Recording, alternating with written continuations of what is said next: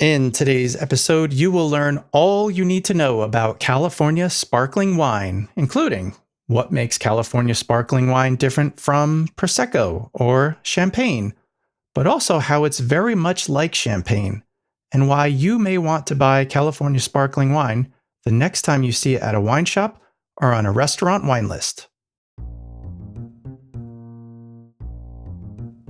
This is the Inside Wine Podcast. I'm Joe Janish, a certified specialist of wine and wine industry professional since 1996, giving you insider tips to make the right wine decisions. Okay, my guest today is Remi Cohen of Domaine Carneros. Today, I wanted to speak a little bit about sparkling wine, and I thought Remi might be a good person to talk to before she became the CEO at Domaine Carneros. She was a Jersey girl who went to Cal Berkeley to study molecular and cellular biology. Remarkable. Also had an MBA in finance, master's in viticulture, certified sommelier. She was a vineyard manager at Bouchain, in charge of vineyard operations at Maryville, director of winemaking and vineyards at Cliff Lead. And now she's the CEO of Domaine Carneros. I think you're one of the most qualified people I've ever talked to in my life, Remi. You make me sound like a nerd. You're not a nerd. At least I'm a nerd about wine, which is fun. Absolutely. Yeah. No, I would not qualify you as a nerd. I would qualify you as pretty cool, pretty darn cool. So if our listener is not aware, Domaine Carneros is probably, if not the most respected, one of the most respected producers of sparkling wine in the United States. And you were lucky enough to start there in 2020. There wasn't too much going on. I think you started around harvest time. What happened in 2020? I can't remember. That had to be a challenge and an interesting time to start, huh? It's all been a blur since then. Good. Let's erase our memory from 6 years ago. So again, thank you for joining me. I wanted to learn a little bit about sparkling wine because the average consumer, if it's not beer or like sparkling water, if it has bubbles, they just immediately say champagne. I love champagne and it's bubbles and it doesn't matter what it is. But today we're going to try and clear that up a little bit and try to help people understand what is sparkling wine. You know, we can talk a little bit about the champagne method, but Remi, again, thank you so much. And tell us a little bit about what is sparkling wine, what makes it different from champagne? That is a good question, and I agree that the categories can be confusing, and so we definitely want to simplify that for all the listeners. Sparkling wine is a broader category. It's wine with bubbles, to be simple, but there's all different types of ways to make sparkling wine. Champagne is actually a very specific type of sparkling wine. It's wine only produced in the Champagne region of France, and it's only produced using what we call the traditional method, méthode champenoise, méthode traditionnelle. So you could actually use that method like Domaine Carneros does. So we use the traditional method or the méthode champenoise, but because we're not located in the Champagne region, we cannot label or call our wine champagne. So again, champagne is sparkling wine produced in the traditional method, but it has to be grown and produced in the Champagne region of France. Okay. And just to confuse things a little more, there's a connection between Domaine Carneros and Taittinger Champagne. Well, yes, I actually don't think it's confusing. It's a wonderful thing because Okay. Domaine Carneros produces wine using the traditional method and using the traditional varieties like Chardonnay and Pinot Noir that are used in Champagne because of our inspiration from our owners, the family behind Champagne Taittinger. So the legendary family from Champagne, the Taittinger family, founded Domaine Carneros in the mid-1980s and has really guided and inspired so much of what we do at Domaine Carneros. So do you share like winemaking techniques or like what makes it the same or different? So in the early days, the Tattingers hired a woman named Eileen Crane. She had the most sparkling wine experience in California at the time, having worked at Domaine Chandon and having overseen the construction and the establishment of Gloria Ferrer. So they worked really closely with Eileen in those early days. And I think at that time, there was a lot more discourse and back and forth about the quality. The folks in France were learning more about the climate here in California. Eileen had a lot of opinions and ideas from her experience here, but she was really excited to have the direct guidance from the Taittinger family and work really closely with them. Now we have a lot less discourse and back and forth about winemaking. Really, we've become experts in our region. We grow all of our own grapes. We farm our own land. We farm a little over 400 acres, and we're so intimately connected to it and have been doing it for nearly 40 years that once we really worked with the Tattingers to establish the house style and get our, business established in line with their vision, we are operating fairly independently. That said, if there's a question that either organization has about anything from hospitality to winemaking to where we purchase glass, the bottles for the wine, things like that, we always rely on each other as a great resource and supporter in those times. So the real geek about champagne who really knows Taittinger knows that Taittinger's champagne is known more maybe for the Chardonnay as opposed to some other houses. Is that the case also with Domaine Carneros? So, if you ask me or our winemaker, Zach Miller, we would say yes. We are both completely in love and inspired by the Chardonnay grape, even though we actually technically have more Pinot Noir planted at our property. We also make still Pinot Noir. So, I think a large amount of the acreage that is planted to Pinot Noir actually gets dedicated to our still wine program. So, most of our sparkling wines are usually about 50% Chardonnay or in some cases higher. And our tête de cuvée, which is the name that we use for our top cuvée, which we call Le Rêve, meaning the dream. It was named after the Taittinger family's dream come true of establishing Domaine Carneros in California. Our tête de cuvée Le Rêve is made in inspiration to Taittinger's tête de cuvée, the Comte de Champagne, the very famous, the very beautiful, and a wine that has really inspired me throughout my career, the Comte de Champagne. And that wine is a Blanc de Blanc, which means it's a white from white. It's all white grapes. In this case, it's 100% Chardonnay. It's from Grand Cru sites throughout Champagne. So in the early days of Domaine Carneros, Claude Taittinger had suggested to Eileen that she should make a tête de cuvée and also use 100% Chardonnay from the best blocks grown at Domaine Carneros in our vineyards. And so Eileen made a few prototypes, and in 1991, he said, if you show the consistency with the base wine for 1992, we will start producing this commercially. And so in 1992, she sent him the base wine, and he sent back a beautiful bottle. For those of you who are familiar with Le Rêve, it's a unique shaped bottle, and it has a cartouche, which is another word for an emblem on it, of a double ram's head. Ram is the word, that's the meaning of Carneros, is ram. This area used to be a sheep growing region before it became wine country.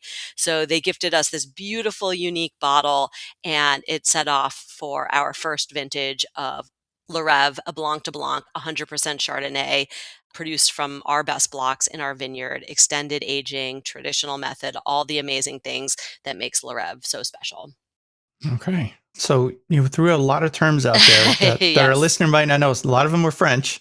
So maybe you could walk us through. First, you just mentioned Le Rêve and the amazing tête de cuvée.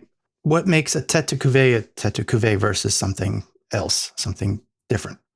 So a tête de cuvée is usually the finest juices, the finest wine that's produced, the crown jewel, the flagship wine of a producer. And they're often made from the best grapes that the producer has access to. In the case of Taittinger, from Grand Cru Chardonnay sites, and in the case of Domaine Carneros, from our best blocks of Chardonnay on our estate vineyards. And these wines are usually held back for longer periods before release. We haven't really talked too much yet, and maybe that's what we should get into next about what is the traditional method. But what makes the traditional method so special is that you're aging the wine on lees, which is the yeast from the second fermentation in the bottle. And the longer you wait, the more richness, the more creaminess, the more complexity that fine traditional method wines have. So usually a tête de cuvée has extended aging on the lees, extended aging in the bottle, and it's what makes the wine so unique. And back to your point about Chardonnay, Taittinger was one of the first producers to really pioneer making their tête de cuvée, their top wine, the Comte de Champagne, out of 100% Chardonnay because they believe that Chardonnay provides the structure and the age worthiness to really carry the wine through the extended aging process. Do you make these every year, a tête de cuvée, or is it only in certain years? We at Domaine Carneros have been able to produce Le Rêve every year since 1992 when Eileen produced her first official vintage. And that's an interesting point because I think it draws some of the differences between California and Champagne. In California, we have a very consistent climate. We don't have rain during the late spring through the fall, so our summer months are dry. And we have a lot of sunshine. And so as a result, we can be pretty consistent from vintage to vintage in the quality of wines that we produce here in the Carneros region in Napa. So we have been able to make Le Rêve every year. That said, the quantity does vary quite a bit, and it depends on the quality of the vintage and the yields of the vintage, especially since we are estate driven. And in Champagne, recently they've had more vintages where producers make their tête de cuvée every year because of climate change and a little bit of warming that's occurred in the Champagne region. That's provided a little bit more consistency in that region. And so you'll see tête de cuvées produced more consistently in recent years than, let's say, 50 or 60 years ago, where certain vintages were the ones that were really lauded and where they would produce the tête de cuvée from. Got it. Now, I know it's been a little warmer in Champagne, but I've been there a few times. It's pretty cold over there. Yes, and that's what really marks the difference between traditional method sparkling wines produced in our region versus Champagne because we're both in cool climate regions. In fact, the classification for climate used in viticulture, we are both in a region 1, the coolest region. But in Carneros, we are at the warmer end of that spectrum than Champagne, which is at the cooler end of that spectrum. And that leads to some differences in the quality and the flavors of the wines that we produce versus the ones in Champagne. All right. Let's talk a little bit more about the Champagne method and why the Champagne method is so special. I think that's super important because there are different methods that you could use to produce sparkling wine.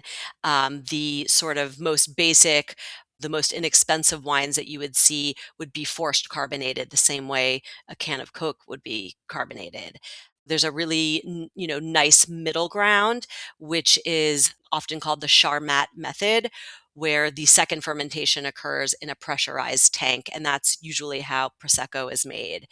Traditional method sparkling wines from California or elsewhere in the world, or specifically in Champagne, the second fermentation, and I'll get into what that means here in a second, occurs within every individual bottle. So it makes for a very special process where a second fermentation occurs in the bottle and traps the bubbles. So when we're making sparkling wine, we make what we call a base wine or a Von Clair. And we tend to harvest pretty early when we're making sparkling wines because the earlier you harvest, the more acidity the grapes have and the less tannin the grapes have. And generally speaking, with sparkling wines, you want low tannins, bright acidity, really good energy, bright, acidic, high energy wines. So we make this base wine, which tends to be low alcohol, high in acid, and then we age that for a few months. And when we're ready to make the traditional method sparkling wine, we take that base wine and we bottle it. And we bottle it with a little bit more yeast and sugar to have a second fermentation. And so when we do that second fermentation in the individual bottle serves as its own little fermentation tank. And in that bottle, the added sugar and the added yeast, the yeast convert the added sugar to more alcohol, and they release carbon dioxide. And in that process, the CO2 gets trapped in the bottle because there's nowhere else for it to go. So what winds up happening is the yeast convert all the sugar that you added into wine. Then there is no more sugar left. So the yeast have nothing that they can eat and they wind up dying. And the yeast settle to the bottom of the bottle. And then we start calling them lees, which is a sexy term for dead yeast. And lees are important and they play into different types of various winemaking processes. But in traditional method, what happens is they settle to the bottom of the bottle, and the longer you wait and age the bottle in contact with those dead yeast, the lees, the more creamy, rich, and complex the wine gets. So in champagne, when they put a vintage date on the label, that's usually a hallmark of quality compared to non-vintage wine, they expect to or are required to age the wine a minimum of 3 years. In California, we don't have that law. We could age the wine as long as we want or as short as we want. But in homage to our ownership in Champagne, to the Taittinger family, we vintage date almost all of our wines and we age them for a minimum of 3 years so that we get that richness and complexity and creaminess that you get from the aging. Earlier, I mentioned Le Rêve and Comte de Champagne, the tête cuvées. They have extended aging. In the case of Domaine Carneros' Le Rêve, we age for a minimum of 7 years on the lees. Oh my! All this talk about lees. We're in March, and I'm thinking it's almost time for my white lees. So I'm starting to understand why it's a higher quality to do the champagne method, the traditional method. So are the bubbles different than, say, if it was done in a tank? Ooh, that is a good question. So yes, the quality of the bubbles are more fine from the wines produced with the traditional method. They tend to produce a more delicate bubble that we can call like a gentle mousse, would be a winemaking term for a gentle bubble that is really delicate in terms of the flavor and the experience and the texture of the wine.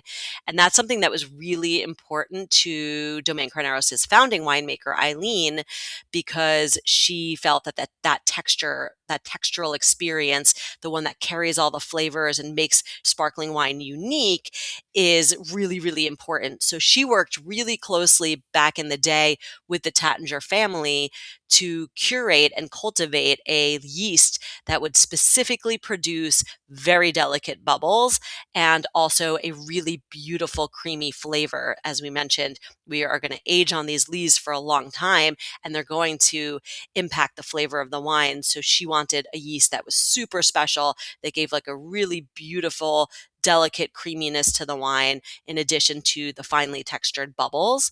And so at Domaine Carneros, we like to say tiny bubbles is tiny troubles. Okay.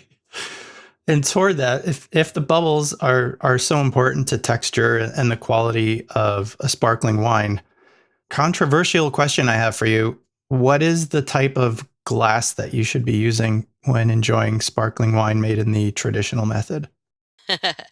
Well, we just want people to enjoy traditional method sparkling wines, and we Okay, just want them to enjoy Domaine Carneros. fair enough. So we don't want anybody to be too stressed out about what, type of glass that they're using. I think anything from a flute to a coupe and everything in between is acceptable. So don't worry, don't stress. We have some personal favorites at the winery, and I would say that one of them is what we call the tulip-shaped glass, which is somewhere between a regular glass and a flute. It's a little wider at the base and then kind of narrows down.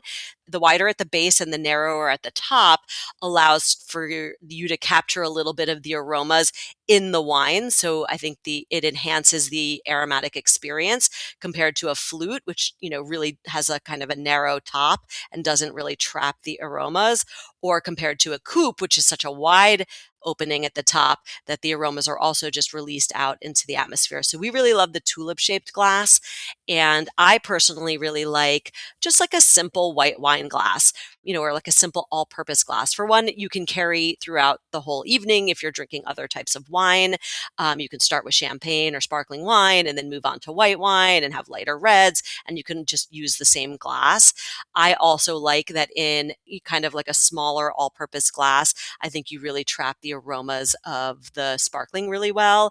And since I love the aromatic experience of sparkling wines, that's one of my favorites. But really, I'll drink sparkling wine in any of those types of shapes of glass. And even sometimes we were out, I'm not going to make anyone on the East Coast jealous, but it's March of 2026, and we were out at the pool yesterday in California. Oh man, you're And killing me. I don't want anybody to hate me over here, but we were drinking in like a stemless plastic glass because we were outside by the pool. So anything goes, whatever you have, wherever you are, those types of things might impact the choice of glass. So we just want you to drink bubbles and have a good time and not overthink Oh, so diplomatic. You it. sure you don't have a political degree also? Oh, all right. So let's get into, because you started to touch on a few of the different types of sparkling wine. We covered the tête de cuvée. You said vintage, non-vintage, and there's also like sweetness or dryness levels. Can you just walk us through some of those different categories of sparkling wine so that when someone goes into the store, they know whether they should get the extra this or the non-vintage that, or maybe just give us a quick overview of what's on the shelf and what means what? Yes. I would give people the advice that they can always trust a really great somm in a Good wine call. bar, Yep. or a knowledgeable buyer in a retail store, so that they can always, if they are confused, ask for some guidance. If they know a couple wines that they like, a couple sparkling wines that they like and appreciate, they can say, "Oh, I've had this sparkling wine before and I really loved it. What do you have that's similar? I'd like to try some new things." There are some, different things to look for. Generally speaking, vintage wine, vintage sparkling is considered to be higher quality than multi-vintage, or non-vintage, but there's plenty of non-vintage wines, which are quite beautiful. So I think really in that case, it's more producer than anything else. If you see the word Brut on the bottle, that usually means the wine is going to be pretty dry. So the main wine that we make at Domaine Carneros is our Brut. It's the beautiful white label wine that you can see that our friends at Co-Brand distribute for us across the country. And Brut means the wine has less than 12 grams per liter of sugar. In our case, ours usually has around 8, so even lower than, the legal definition, because we really like a dry sparkling wine that gets its kind of core sweetness from the fruit, the quality of the vineyards, and some creaminess from the extended aging on the traditional method. But you can produce, and we do, what's called an extra Brut. In our case, we call it the ultra Brut, which is 6 grams per liter or under. In our case, it's usually around 4.5. That's a drier style for those who appreciate that kind of brighter, minerality and acidity energy, because the less sweetness in the wine, the more pronounced the flavors of acidity, brightness, minerality come out. So really great pairings with crudos and oysters and, beautiful, bright, fresh, mineral driven, high energy wines in the extra Brut category. Then on the other side of the sweetness spectrum is what we call a Demi Sec. which technically means half dry. So dry, we use the term dry to mean not sweet. And so when we use Demi Sec, meaning half dry, it actually means it's a little bit sweet. And so we do produce a Demi Sec at Domaine Carneros. It's called Vermeil, and it's really beautiful. We love the Demi Sec that we make. We love Vermeil with spicy foods and also dessert and sweet dishes. Generally speaking, a person can't go wrong if they start with the Brut and then figure it out from there, right? I think that's a really good recommendation. It's sort of the Goldilocks or the middle ground in terms of, I didn't use the technical term, but the dosage level. So back to the process of traditional method sparkling wine, I've now explained that we are aging wine that has undergone a second fermentation in the bottle on the lees, on the dead yeast after that fermentation. The longer we wait, the more rich and creamy and beautiful the wine becomes. But eventually we have to get that yeast out of the bottle, and that's a process called disgorging. So we disgorge the yeast out of the bottle, and it leaves a little bit of room for more wine. So we top the wine, and at that time, we're allowed to add a little bit of sweetness, and that's called the dosage. So we're dosing the wine with a little bit of sweetness, and that's when we make the decision, is this going to be a Brut, or is this going to be an extra Brut like our Ultra, or is it going to be a Demi-Sec like our Vermeil? And then we didn't even get into this, but we've kind of talked a little bit about different aging lengths.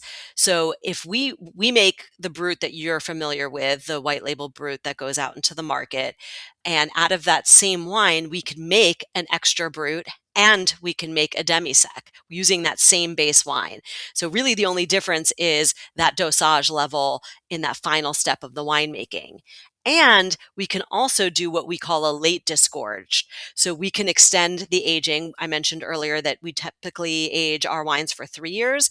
If we age the wines for 5 or 6 years, or extended aging, we usually call that late disgorged. So giving that wine a little bit more time on the lees gives it a little bit more richness when we disgorge. So now we've made 4 wines out of the same base wine: an Ultra Brut, the Vermeil Demi-Sec, and if we wait 3 more years, a late disgorged. So it's really fun to play with the different ranges of the sweetness spectrum and the aging spectrum to see the impact of those things on the flavors and the experience of the wines.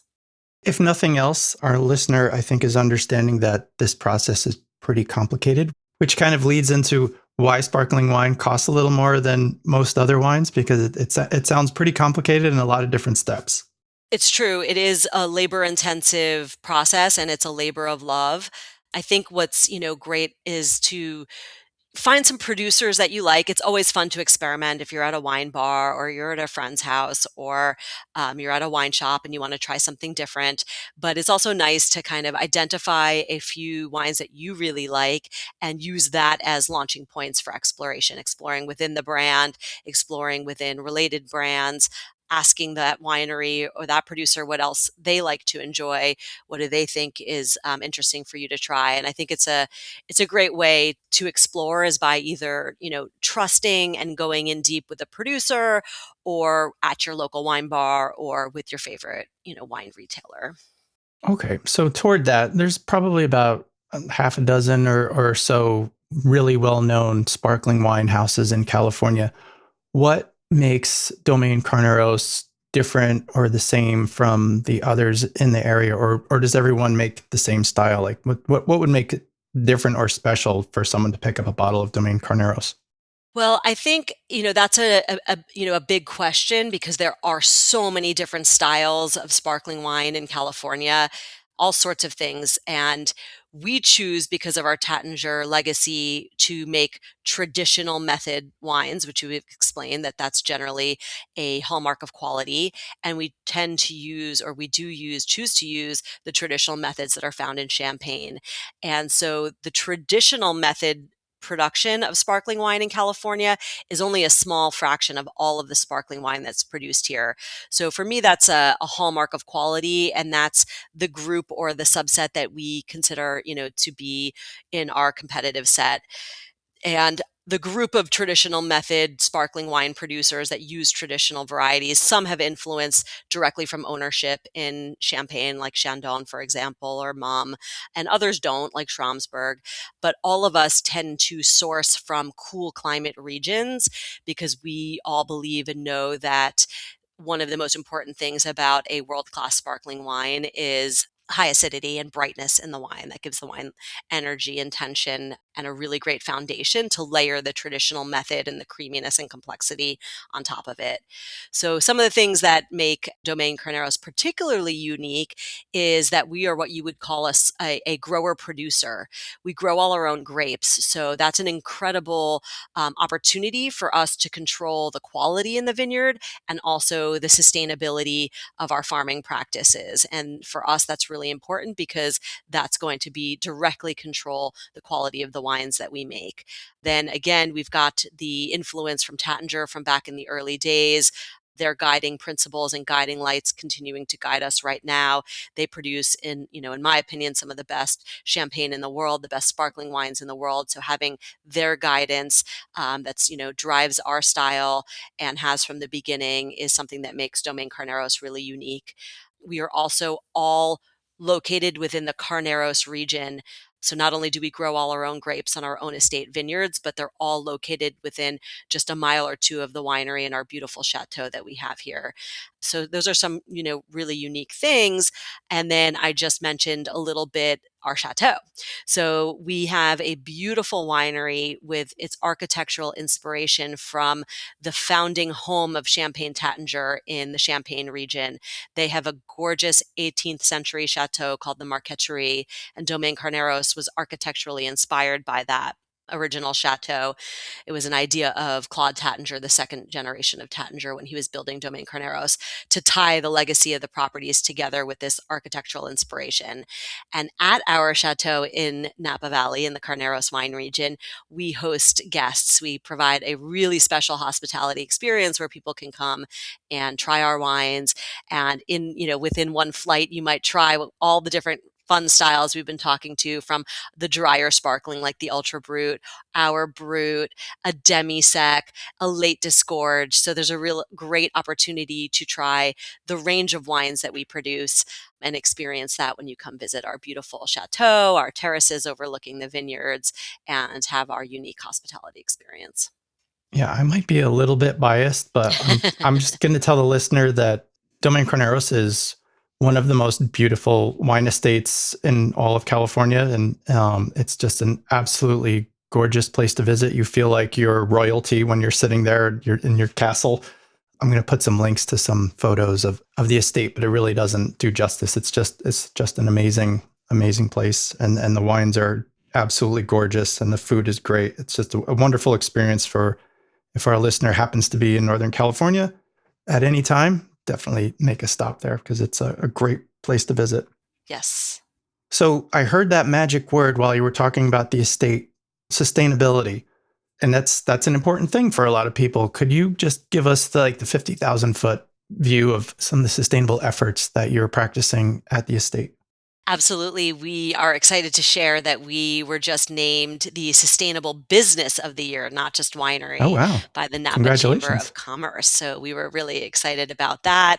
And that just continues to endorse our efforts. At Domaine Carneros, we work with 3 different certified sustainable agencies so that we know that we are always continuing to push the envelope by using the guidance of these other third parties. Those third parties are Napa Green, we're certified winery and vineyard, certified California Sustainable Vineyard and Winery, and Fish Friendly Farming certified. So we do these annual assessments and audits so that we can seek out new areas to improve our already rigorous standards of sustainability, not only for the winery, but for its place in the community and as an employer too. So I think all of that's really important. Some of our kind of broader initiatives: in 2003, we installed the largest solar array of any winery in the world. Oh, wow. And in 2023, we like to say we amped up our solar commitment. I see what you did there. And yeah, we love our amperage because what we did was we doubled our generation capacity, but we connected to the entire system to a microgrid. So we have a battery and a generator, and all of it uses AI so that we can store excess energy generated during the day for use at night or in the early mornings when we're doing startup operations at the winery. And we can island if there's a power outage, and we're located in rural California. So we do get some power outages here and there. So that's been exciting to be at the cutting edge of this microgrid technology and source so much of our energy from the renewable source of the sun. It helps us reduce our carbon footprint and also save money, which is great too. We have some other big initiatives. One is that I mentioned earlier, we don't get any rainfall during the summer, but we get a lot of rain during the winter. And so Domaine Carneros, the winery site, was constructed so that all of the rainfall that falls during the winter gets collected into a little lagoon and gets diverted into a larger irrigation pond. And we can use that water to irrigate our estate vineyards. And we don't need to pump groundwater to irrigate the vineyards here. And further, all of the water that we use in the production winemaking process is also recycled and used as vineyard irrigation. So those are some of our, bigger, broader initiatives, but we have so many. For us, we always first look at conservation, and then we look at reuse, and then we look at recycling. And those are, the priorities. And so we have, a robust composting program. We have a packaging reuse program. We divert so much of our solid waste away from the landfill. And there's just so many things that we do, a lot of it driven by our team members. So we have a sustainability committee here at the winery, and it's been really fun to see the engagement of so many individuals on our team coming up with cool ideas. And in fact, a couple of years ago, we launched a sustainability fair where we educate people about recycling, and we get people's ideas. And then we also give out awards for people who have gone above and beyond in terms of our sustainability efforts. Oh my goodness. I think we'll have to have you on again just to talk about some sustainability things. My goodness. It's a passion, so I'd be happy to. Clearly. All right. Okay. So we've got beautiful bubbles, gorgeous estate, really responsible, sustainable practices in the operations. I'm trying to think of a reason not to pick up a bottle of Domaine Carneros, but I'm coming up empty.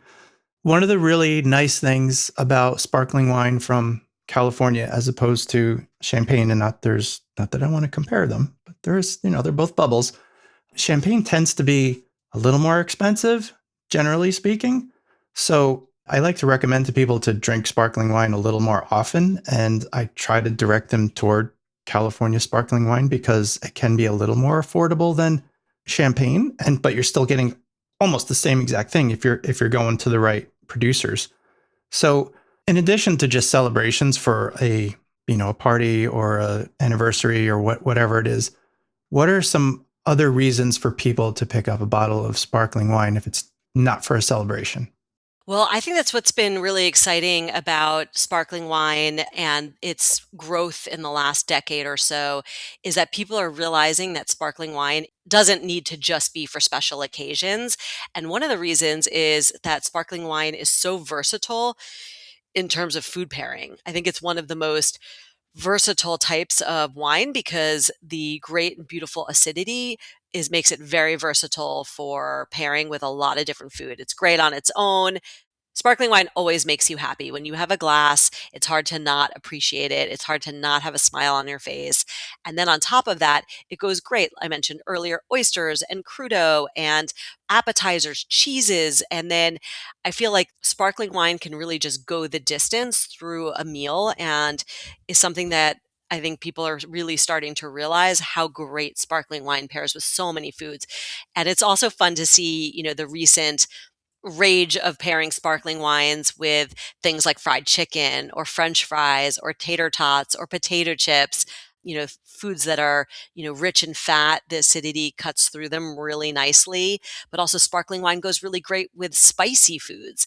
And so it's really amazing to see that sparkling wine can fill in the gaps that are hard for food pairings. And you know that you're not going to go wrong. Yeah, you can really plus up your game and feel really fancy and have a big smile on your face too. Oh, that's great. Is there anything we missed regarding sparkling wine? I don't think so. I think we hit it all, right? Yeah, even there was an article in the Wine Spectator just the last week or two about why we should be drinking more U.S. sparkling wine because the quality has just continued to grow and grow, and there's just great producers out there, and it was really great to see Domaine Carneros mentioned a couple times in that article. Yeah. And if the listener has a chance to visit Domaine Carneros, by all means, make a stop and just spend even if it's a half hour to have a glass of wine and just to see the beauty of the place. If you see it on the shelf at your retailer, pick it up. If you see it on the restaurant list, pick it up. I'm going to have links in the show notes. Is there anything you want to call out, Instagram account or anything like that, Remi? Yes, feel free to join us either here at the winery or at domainecarneros.com or on Instagram or Facebook. We would love to engage with you and have you here. And hopefully, Joe, you'll come back again soon. Yeah. I want to book my trip now. I like it. All right. Well, thank you very much, Remi. Appreciate you taking the time to talk to us about sparkling wine. Thank you, too. Thanks for having me. Thanks so much for listening to my conversation with Remi Cohen, the CEO of Domaine Carneros. We hope you learned something, and if nothing else, convinced you to enjoy a bottle of California sparkling wine. It's guaranteed to put a smile on your face. To learn more about Remi and Domaine Carneros, check the show notes. There are links to the Domaine Carneros website and social media channels. If you want to dive further into wine in general, visit wine365.com. I'll be back again in about 2 weeks. In the meantime, remember, wine is food. It comes from a place. Enjoy it responsibly.